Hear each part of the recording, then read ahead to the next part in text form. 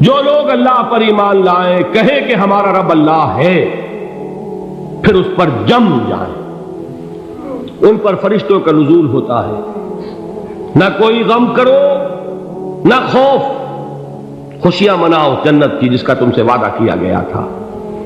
اللہ کی ربوبیت پر اطمینان جب انسان کو ہو جاتا، میرا رب اللہ ہے، ربی اللہ، انسان کے لیے نہ کوئی کھٹکا، نہ کوئی خطرہ، نہ کوئی خوف، نہ کوئی حزن۔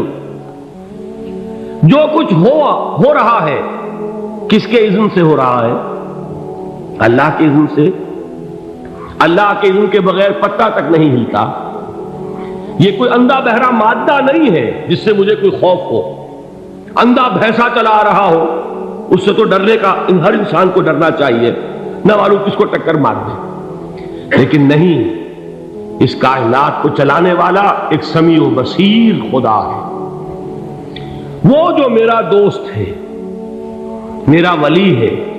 اللہ ولی الذین آمنوا یخرجہم من الظلمات الی النور۔ اللہ اہل ایمان کا ولی ہے، ساتھی ہے، پشت پناہ ہے، مددگار ہے، حمایتی ہے۔ بتائیے جسے یقین ہو جائے کہ اللہ میرا مددگار، اللہ میرا محافظ، اللہ میرا پشت پناہ، اللہ میرا حمایتی، اس کے لیے کوئی خوف ہوگا؟ اس سے کوئی ڈر ہوگا؟ میں مثال دیا کرتا ہوں ایک بہت سادہ، پنجاب کے دیہات کی۔ تو بڑا چودھری ہے اور کوئی غریب کسان ہے۔ اس غریب کسان کے جانوروں کو ہر وقت اندیشہ ہوگا چوری کا، کوئی میری بھینس کھول کر نہ لے جائے، کوئی میرا بیل کھول کر نہ لے جائے۔ لیکن جس کے بارے میں یہ سب کو معلوم ہو کہ وہ جو بڑا چودھری ہے وہ اس کا دوست ہے، اس کی بچیا کو کوئی خوف ہوگا؟ اس کی بھینس پر کوئی ہاتھ ڈالے گا؟ اسے کوئی اندیشہ ہوگا؟ نہیں۔ کیوں؟ کہ وہ بڑا چودھری، بڑا اس کا یہاں کا سردار، جاگیردار، سب کو معلوم ہے وہ میرا دوست ہے، کوئی میرے خلاف اقدام نہیں کر سکتا۔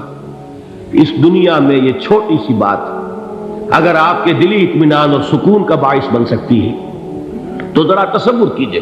میں لفظ تصور استعمال کروں گا صرف اس لیے کہ اس کا ہم جس کو کہتے ہیں ادراک اور شعور کر نہیں سکتے، اگر کے ساتھ کر سکتے۔ اگر یقین ہو کہ اللہ میرا مددگار اور یقین ہو کہ اللہ ہر آن میرے ساتھ ہے، پھر کوئی خوف؟ کس کا خوف؟ کوئی شے اللہ سے بالا تر ہے؟ کوئی قوت اس سے زیادہ طاقتور ہے؟ کوئی اس کے ارادے کو بدلنے والا ہے؟ کوئی اس کی مشیت کے آڑے آنے والا ہے؟ یہی بات ہے جو حضور نے فرمائی، یہ ایمان کا حاصل ہے لب لباب، کہ دیکھو اچھی طرح اس بات کو ذہن نشین کر لو، اگر تمام انسان مل کر تمہیں کوئی نقصان پہنچانا چاہے نہیں پہنچا سکتے، مگر جو کچھ اللہ نے لکھ دیا ہو، اور تمام انسان مل کر تمہیں کوئی نفع پہنچانا چاہے نہیں پہنچا سکتے، مگر وہ شے جو اللہ نے طے کر دی۔ آپ پھر میں کہوں گا ذرا طاری کیجئے، اسے فرض کیجئے، اسے سوچئے۔ اگر اس حدیث پر ہمارا دل ٹھکا ہوا ہو تو کسی سے ڈر ہوگا؟ یہ مجھے نقصان نہ پہنچا دے، یہ میری رپورٹ خراب نہ کر دے، یہ میری انکریمنٹ نہ رکوا دے، یہ میرا یہ نہ بگاڑ دے، یہ میرے یہ نقصان نہ پہنچا دے۔ اس کا ڈر، اس کا ڈر، اس کا خوف، اس کی خوشامد، اس کے لیے جا کر طرح طرح سے اپنی عزت نفس کو ذلیل کروانا اس کے سامنے، یہ سب کچھ کیوں کرتا ہے انسان؟ جب سمجھتا ہے کہ اس کے ہاتھ میں میرا کوئی نفع ہے، اس کے ہاتھ میں میرے لیے کوئی ضرر ہے، یہ مجھے کوئی غضب پہنچا سکتا ہے، یہ مجھے کوئی نقصان پہنچا سکتا ہے، یہ میرا کوئی کام بنا سکتا ہے، یہ میری کوئی ضرورت پوری کر سکتا ہے، اسی کا نام شرک ہے۔ جہاں آپ نے یہ سمجھا کہ غیر اللہ کے اندر کوئی طاقت موجود ہے، وہی شرک ہے۔ بتوں سے تجھ کو امیدیں، خدا سے نو امیدی، مجھے بتا تو صحیح اور کافری کیا ہے؟ شرک تو یہ ہے۔ جس پر بھی تمہیں یہ خیال ہے، کلمہ ہے یہ کلمہ سوم، لا حول ولا قوت الا باللہ، ذرا اس پر دل کو کبھی اگر آپ تصور کریں، پھر فرض کریں، دل ٹھک جائے اس پر، کوئی طاقت نہیں۔ یہی بات تھی جو شیخ عبد القادر جیلانی رحمۃ اللہ علیہ نے اپنی وصیت میں اپنے بچے سے کہی. 11ویں دینے والے ہیں، لیکن حضرت شیخ عبد القادر جیلانی کی وصیت اور تعلیمات کو کتنے لوگ ہیں جانتے ہو؟ یہ جن مقامات تک پہنچے ہیں وہ کس چیز کی بدولت پہنچے؟ انہوں نے جو پیغام دیا وہ کیا تھا؟ اے میرے بچے، جس طریقے سے قرآن مجید میں حضرت لقمان کی نصیحتیں جو ہے نقل کر دی گئی ہیں، میں یہ عرض کروں گا بالفرض اگر قرآن حضرت عبد القادر جیلانی کے بعد نازل ہوا ہوتا تو شیخ عبد القادر کی یہ نصیحتیں بھی قرآن میں درج ہوتی. اتنی اونچی نصیحتیں ہیں. اے میرے بچے، اس حقیقت کو ذہن نشین کر لے، لا فاعل فی الحقیقت ولا مؤثر الا اللہ. اس کائنات میں نہ کوئی فاعل حقیقی ہے نہ مؤثر حقیقی ہے سوائے اللہ. کسی شے میں کوئی تاثیر نہیں اگر اللہ نہ چاہے. آگ جلا نہیں سکتی اگر اللہ نہ چاہے. پانی ڈبو نہیں سکتا اگر اللہ نہ چاہے. زہر ہلاک نہیں کر سکتا اگر اللہ نہ چاہے. کوئی چیز فائدہ نہیں پہنچا سکتی اگر اللہ نہ چاہے. تو در در پہ کیوں سر جھکاتے ہو؟ در در پر کیوں جبیں سائی کرتے ہو؟ سب کے سامنے کیوں ہاتھ پھیلاتے ہو؟ ایک اللہ سے مانگو. ایک اللہ کے سامنے زمین پر اپنی جبین رکھو. لا فاعل فی الحقیقت ولا مؤثر الا اللہ. نظر آتا ہے ہمیں کہ پانی پیاس بجھا دیتا ہے. پیاس بجھانے کی صلاحیت پانی میں نہیں ہے، اللہ کے اذن سے. کھانا بھوک مٹا دیتا ہے. بھوک مٹانے کی صلاحیت کھانے میں نہیں ہے، اذن رب میں. دیکھیے یہی یقین تھا. حضرت موسیٰ علیہ السلام کا واقعہ یاد کیجئے. سامنے سمندر آ گیا ہے. قوم دیکھتی ہے پیچھے کہ گرد و غبار کا طوفان. معلوم ہوا کہ فرعون اپنے لشکر سمیت آ گیا. لشکر جب چلتا تھا تیز رفتاری کے ساتھ تو گرد و غبار کا جو طوفان اٹھتا تھا اس کا تصور کیجیے. اور لمحہ بلمحہ وہ قریب آ رہا ہے. پوری قوم نے کیا کہا؟ اے موسیٰ انا لمدرکون. اے موسیٰ ہم کو پکڑے گئے. قرآن مجید نے تو یہاں وہ باتیں نہیں لکھی ہیں، لیکن تورات میں یہ درج ہے کہ بنی اسرائیل جھگڑنے لگے، دست و گریبان ہو گئے موسیٰ کے ساتھ. موسیٰ نے یہاں مروایا لا کر، اس سے تو ہم ہی بہتر تھے. وہاں کھانے کو ملتا تھا، زندگی تو تھی، بیگار ہم کر رہے تھے، موت تو نہیں تھی. اب جو کچھ ہوگا اس کا تصور کرو، جس طریقے سے ہمارے ٹکڑے اڑائے جائیں گے. تو لڑ رہے ہیں حضرت موسیٰ علیہ السلام سے. یہ تورات کی تفصیل ہے. قرآن میں صرف اتنا آیا ہے، پریشان ہو کر انہوں نے کہا انا لمدرکون. موسیٰ ہم کو پکڑے گئے. اس وقت موسیٰ کا جواب کیا ہے؟ کلا ان معی ربی سیہدین. نہیں، میرے ساتھ میرا رب ہے، وہ راستہ دے گا. بتائیے کہاں راستہ نظر آ رہا ہے؟ یہ ہے ایمان بالغیب. راستہ نظر نہ آئے تب اللہ پر یقین ایمان ہے. جیب میں پیسے ہوں اور تب دل کو اطمینان ہے تو ایمان کس پر ہوا؟ پیسے پر، اللہ پر نہیں. جب وسائل و ذرائع نہ ہو اور پھر یقین ہو کہ اللہ مسبب الاسباب ہے، وہ اسباب کا پابند نہیں ہے، وہ اسباب کا محتاج نہیں ہے، اسباب اس کے محتاج ہے. اگر یہ یقین ہے تو اللہ پر ایمان ہے. یہ نہیں ہے تو تمہارا ایمان اسباب پر ہے، وسائل پر ہے، ذرائع پر ہے، مادیات پر ہے، اللہ پر نہیں. اس وقت کہاں راستہ تھا؟ کوئی راستہ تھا؟ سمندر ہے اور ادھر سے لشکر آ گیا ہے. کلا ان معی ربی سیہدین. اب دیکھیے ایمان کہہ دینا آسان ہے، ہوا معکم اینما کنتم. جہاں کہیں بھی تم ہوتے ہو اللہ تمہارے ساتھ ہوتا ہے. لیکن اس کا یقین قائم ہو جائے تو زمین و آسمان کا فرق واقع ہو جائے. یہی بات ہوئی حضور کے ساتھ. غار ہے، چھپے ہوئے ہیں محمد رسول اللہ اور آپ کے وہ یار غار ابو بکر صدیق رضی اللہ تعالی عنہ.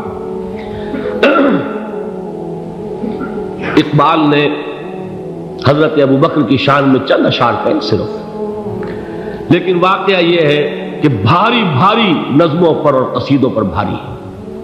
طویل ترین نظمیں اور قصیدے ہوں ان پر بھاری ہے. ہمتیں ابو بکر کی ہمت جو ہے کشت ملت را چو ابر، جیسے بارش سے کھیتی اپجتی ہے، ابو بکر کی ہمت اور عزیمت اس امت کو اسی طرح سینچنے والی ہے۔ ثانیے اسلام و غار و بدر و قبر، وہ دوسرے تھے اسلام میں، دوسرے پہلے کون تھے؟ انا اول المومنین، حضور فرماتے سب سے پہلا ایمان لانے والا میں، دوسرے ابو بکر۔ ویسے ہمارے ہاں یہ چلتا ہے اختلاف، حضرت علی پہلے ہیں کہ حضرت ابو بکر پہلے ہیں، لیکن اس میں بڑی خوبصورت تطبیق قائم کی ہے علماء نے، اور بہت صحیح ہے۔ چار کے بارے میں فیصلہ ہی مت کرو کہ کون پہلے، ان کی ایک عجیب تقسیم کر دی ہے۔ آزاد مردوں میں، بالغ مردوں میں سب سے پہلے ابو بکر، بچوں میں سب سے پہلے علی، خواتین میں سب سے پہلے خدیجہ، اور غلاموں میں سب سے پہلے زید بن حارثہ۔ بڑی پیاری تقسیم ہے، یہ چاروں ہی پہلے ہیں، ہر ایک کے لیے اولیت ہے۔ اور واقعہ یہ ہے کہ اگر زمانی اعتبار سے تعین ہوگا تو پہلے خدیجۃ الکبریٰ آئیں گی رضی اللہ تعالی عنہ، کسی اور سے بات کرنے کی نوبت بعد میں آ سکتی ہے، پہلے تو اہلیہ محترمہ سے بات ہوئی، آتے ہی پہلی وحی ہوئی ہے، ابھی تبلیغ کا حکم نہیں تھا، کس کو بتایا واقعہ؟ ابھی اپنی نبوت کی تبلیغ کا تو حکم ہی نہیں آیا، واقعہ کس کا ہے؟ وہ خدیجہ کا ہے۔ جب کہا ہے کہ خشیت علی نفسی، مجھے اپنی جان کا اندیشہ ہے، تو کیا جواب دیا خدیجہ نے رضی اللہ تعالی عنہا؟ وہ صدیقۃ الکبریٰ ہے، صدیقات جو ہے خواتین، ان میں چوٹی پر خدیجۃ الکبریٰ ہے رضی اللہ تعالی عنہا، اور صدیق جو مرد ہیں ان میں صدیق اکبر ہے ابو بکر صدیق رضی اللہ تعالی عنہ، لیکن صدیقات میں چوٹی پر۔ جب حضور نے فرمایا خشیت علی نفسی، کیا فرمایا، کیا عرض کیا، کیسے تسلی دی؟ نہیں نہیں، اللہ آپ کو ضائع نہیں کرے گا، آپ غریبوں کے ہمدرد ہیں، آپ مساکین کے تکالیف رفع کرنے والے ہیں، آپ بیواؤں کی سرپرستی کرتے ہیں، آپ مسافروں کی خدمت کرتے ہیں، اللہ آپ کو ضائع نہیں کرے گا، یہ یقین ہے اس خاتون کے اندر۔ خیر وہ ایک علیحدہ بات ہو جائے گی۔ میرے دل پر حضرت خدیجہ رضی اللہ تعالیٰ عنہ کی شخصیت کا بڑا گہرا نقش ہے، جو وہ کوئی اور ہی وقت اور موقع ہوا تو بیان ہوگا۔ بہرحال اقبال نے ایک مصرے میں جو چار اولیتیں جمع کر دی ہیں، ہمت او کشت امت را چو ابر، ثانی اسلام و غار و بدر و قبر۔ اسلام میں حضور کے بعد پہلے کون؟ ابو بکر، غار میں حضور کے ساتھ کون؟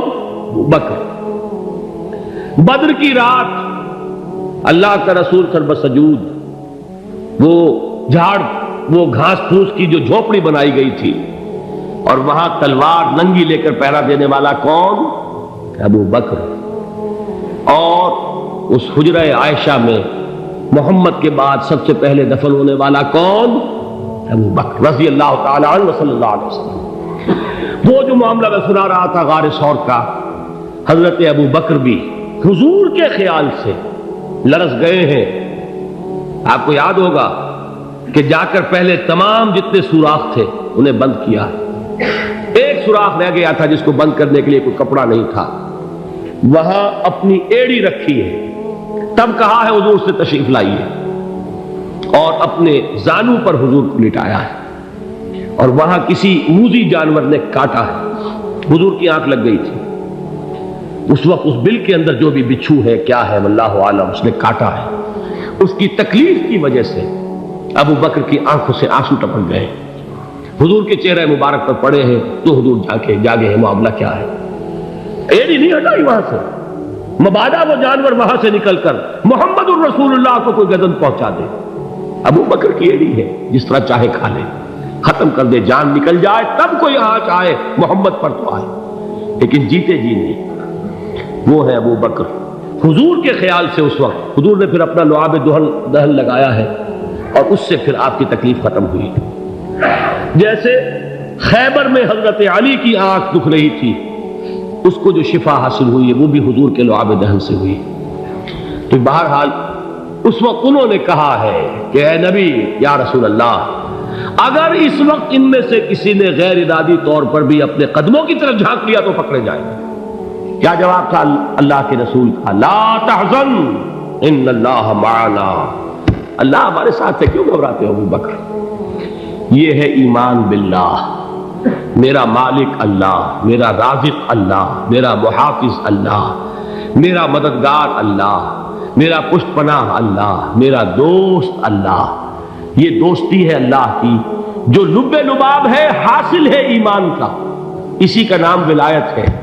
اولیاء اللہ کے سروں پر سینگ نہیں ہوتے، جس کے دل میں ایمان راسخ ہو چکا ہو وہی اللہ کا ولی ہے، جسے اللہ پر یقین ہو چکا ہے وہی اللہ کا ولی ہے، جسے یقین ہے اللہ میرے ساتھ ہے، میرا مددگار، میرا پشت پناہ، میرا ساتھی، میرا دوست، میرا محبوب، میرا محب۔